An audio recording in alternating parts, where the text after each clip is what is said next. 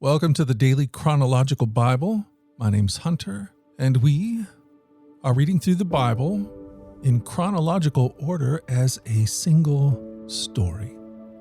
And that story is all about Jesus. It is a revelation of Him, and He has revealed to us the heart of the Father. Today, December the 20th, we start in Hebrews chapter 11 through chapter 12, verse 29. We're reading from the New Living Translation. This is the word of the Lord. Hebrews 11. Hebrews 11. Faith shows the reality of what we hope for. It is the evidence of things we cannot see. Through their faith, the people in days of old earned a good reputation. By faith, we understand that the entire universe was formed at God's command, that what we now see would not come from anything that can be seen.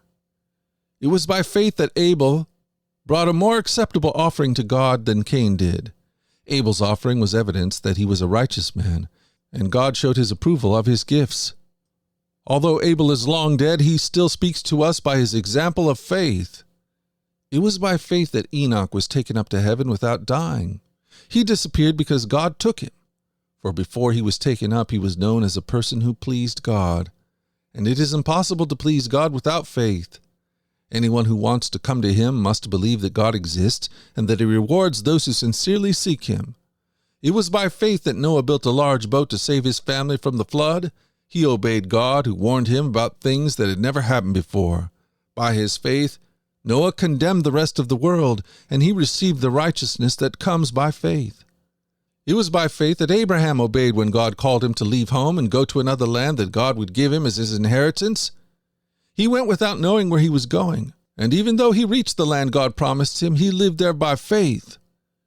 For he was like a foreigner living in tents, and so did Isaac and Jacob, who inherited the same promise. Abraham was confidently looking forward to a city with eternal foundations, a city designed and built by God.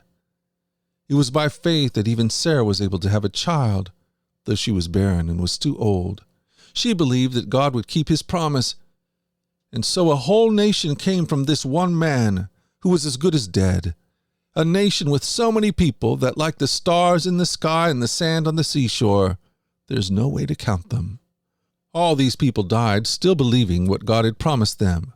They did not receive what was promised, but they saw it all from a distance and welcomed it. They agreed that they were foreigners and nomads here on earth. Obviously, people who say such things are looking forward to a country they can call their own. If they had longed for a country they came from, they could have gone back. But they were looking for a better place, a heavenly homeland. That is why God is not ashamed to be called their God, for He has prepared a city for them. It was by faith that Abraham offered Isaac as a sacrifice when God was testing him. Abraham, who had received God's promise, was ready to sacrifice his only son, Isaac, even though God told him, Isaac is the son through whom your descendants will be counted. Abraham reasoned that if Isaac died, God was able to bring him back to life again. And in a sense, Abraham did receive his son back from the dead. It was by faith that Isaac promised blessings for the future of his sons, Jacob and Esau. It was by faith that Jacob, when he was old and dying, blessed each of Joseph's sons and bowed and worshipped as he leaned on his staff. It was by faith that Joseph, when he was about to die, said confidently that the people of Israel would leave Egypt. He even commanded them to take his bones with them when they left. It was by faith that Moses' parents hid him for 3 months when he was born. They saw that God had given them an unusual child, and they were not afraid to disobey the king's command. It was by faith that Moses, when he grew up, refused to be called the son of Pharaoh's daughter. He chose to share the oppression of God's people instead of enjoying the fleeting pleasures of sin. He thought it was better to suffer for the sake of Christ than to own the treasures of Egypt. For he was looking ahead to his great reward. It was by faith that Moses left the land of Egypt, not fearing the king's anger. He kept right on going because he kept his eyes on the one who is invisible. It was by faith that Moses commanded the people of Israel to keep the Passover and to sprinkle blood on the doorposts so that the angel of death would not kill their firstborn sons. It was by faith that the people of Israel went right through the Red Sea, as though they were on dry ground. But when the Egyptians tried to follow, they were all drowned. It was by faith that the people of Israel marched around Jericho for 7 days, and the walls came crashing down. It was by faith that Rahab the prostitute was not destroyed with the people in her city who refused to obey God, for she had given a friendly welcome to the spies. How much more do I need to say? It would take too long to recount the stories of the faith of Gideon, Barak, Samson, Jephthah, David, Samuel, and all the prophets. By faith, these people overthrew kingdoms, ruled with justice, and received what God had promised them. They shut the mouths of lions, quenched the flames of fire, and escaped death by the edge of the sword.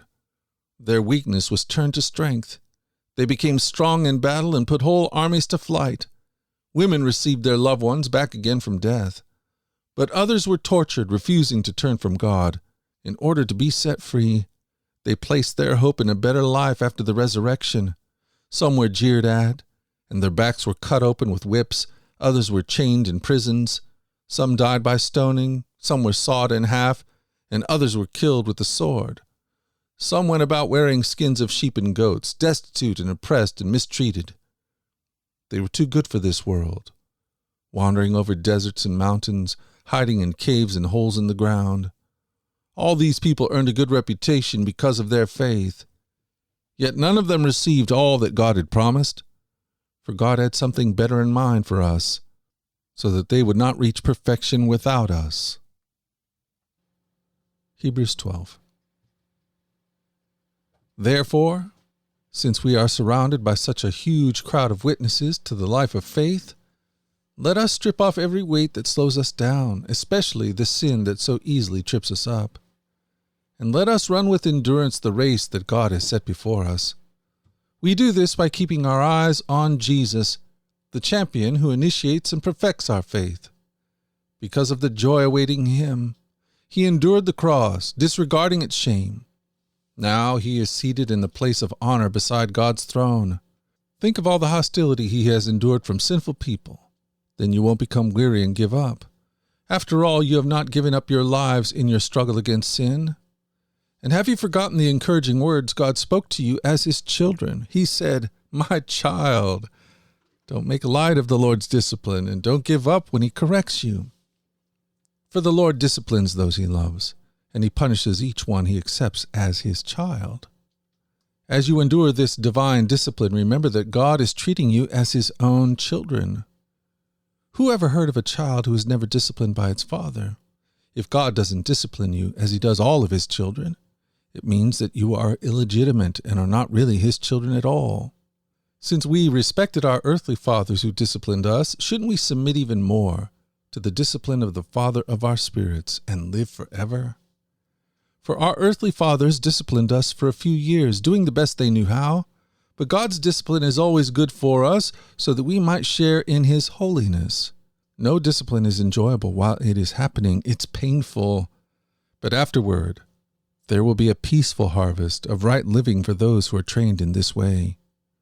So take a new grip with your tired hands and strengthen your weak knees. Mark out a straight path for your feet so that those who are weak and lame will not fall but become strong. Work at living in peace with everyone, and work at living a holy life, for those who are not holy will not see the Lord. Look after each other so that none of you fails to receive the grace of God. Watch out that no poisonous root of bitterness grows up to trouble you, corrupting many. Make sure that no one is immoral or godless like Esau, who traded his birthright as the firstborn son for a single meal. You know that afterward, when he wanted his father's blessing, he was rejected. It was too late for repentance, even though he begged with bitter tears. You have not come to a physical mountain, to a place of flaming fire, darkness, gloom, and whirlwind, as the Israelites did at Mount Sinai.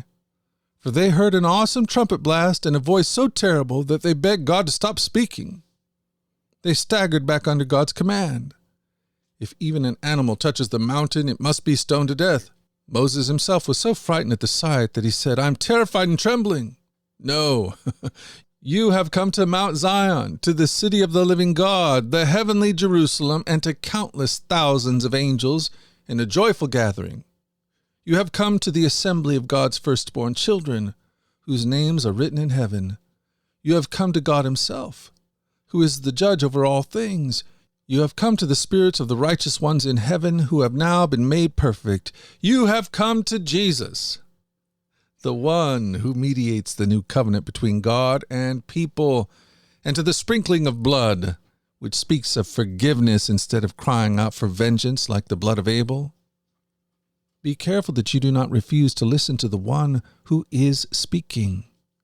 For if the people of Israel did not escape when they refused to listen to Moses, the earthly messenger, we will certainly not escape if we reject the one who speaks to us from heaven. When God spoke from Mount Sinai, his voice shook the earth, but now he makes another promise. Once again, I will shake not only the earth, but the heavens also. This means that all of creation will be shaken and removed, so that only unshakable things will remain. Since you are receiving a kingdom that is unshakable, let us be thankful and please God by worshiping him with holy fear and awe. For our God is a devouring fire.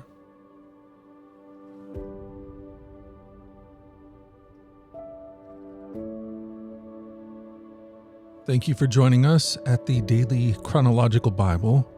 You can find the specifics of our reading plan in the 1-year Chronological Bible published by Tyndale Press. And discover more about our other podcasts at dailyradiobible.com, where people from all around the world come to join us in this journey through the Scriptures, where we allow the Scriptures to point us to the God who is love, the God revealed to us fully in Jesus. Again, that website is dailyradiobible.com. Subscribe or follow wherever you get your podcasts. Until tomorrow, let's go forward in God's joy. Let's let his joy be our strength. And let us always remember this, that you are loved. No doubt about it. Alrighty, I'll talk to you again tomorrow. Bye-bye.